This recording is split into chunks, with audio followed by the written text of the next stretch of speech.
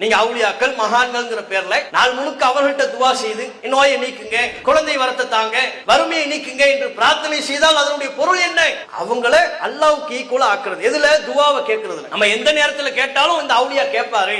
எந்த மொழியில் அழைத்தாலும், எத்தனை பேர் அழைத்தாலும் இந்த மகான் நம்முடைய பிரார்த்தனையை செவிமடுத்து நமக்கு பதில் அளிப்பார் என்று இந்த நம்பிக்கை அல்லாஹ்வுக்கு இணையாக அந்த நபரை கொண்டு போய் நிறுத்தக்கூடிய மாபெரும் இணை வைப்பு. இந்த இணை வைப்பு நம்முடைய மறுமை வாழ்வை நாசப்படுத்திவிடும். நம்முடைய மறுமை வாழ்வை நாசப்படுத்தக்கூடிய, நம்மை நரகில் தள்ளக்கூடிய இந்த மாபாதக செயல்களிலிருந்து முஸ்லிம்கள் திருந்தி வர வேண்டும் என்பதற்காகத்தான் என்னுடைய இளைஞர்கள் இந்த பொதுக்கூட்டத்தை ஏற்பாடு செய்கிறார்கள். எதுக்காக? எங்க பொருளாதாரத்தில் இதை ஏற்பாடு செய்ய வேண்டிய தேவை எங்களுக்கு என்ன இருக்கு? நம்ம உம்மத்து, நம்ம சமுதாயம் நாளை மறுமை நாள சொர்க்கம் போகணும், அல்லாஹ்வுடைய திருப்தியை பெறணும், மன்னிப்பை பெறணும் என்கிற அக்கறை. நாங்கள் நோட்டீஸ் கொடுப்பதின் பின்னணியிலையும் அந்த அக்கறையின் வெளிப்பாடுதான். நாங்கள் இத்தகைய பொதுக்கூட்டங்களை ஏற்பாடு செய்வதின் நோக்கமும் அந்த அக்கறையின் வெளிப்பாடு. சொற்ப காலகட்டத்தில் தான் இந்த உலகத்தில் கஷ்டப்பட போறோம். ஆனா மறுமை அப்படியா? 100 வருஷமா, 200 வருஷமா, 500 வருஷமா?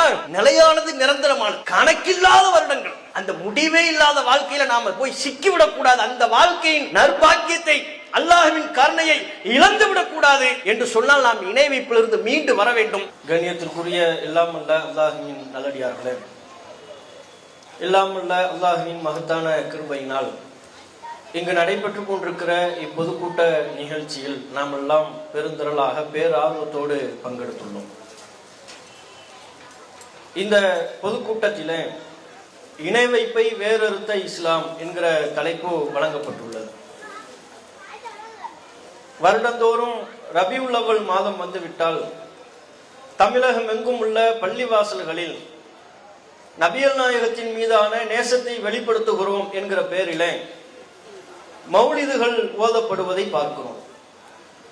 அந்த மௌலிதுகளிலே நபிகள் நாயகம் ஸல்லல்லாஹு அலைஹி வஸல்லம் அவர்களை புகழ்கிறோம் என்கிற பெயரில் வரம்பு மீறி புகழக்கூடிய நிலைகளையும், அல்லாஹ்வின் தூதர் நம்முடைய பாவங்களை எல்லாம் மன்னிக்க வேண்டும் என்கிற பிரார்த்தனையை நபிகள் நாயகத்திடம் முன்வைப்பதையும், நபிகள் நாயகத்திற்கு மறைவான ஞானம் உண்டு என்பதாகவும் எல்லை மீறி பாடக்கூடிய காட்சிகள் தமிழகம் எங்கும் நிலவி வருகிறது.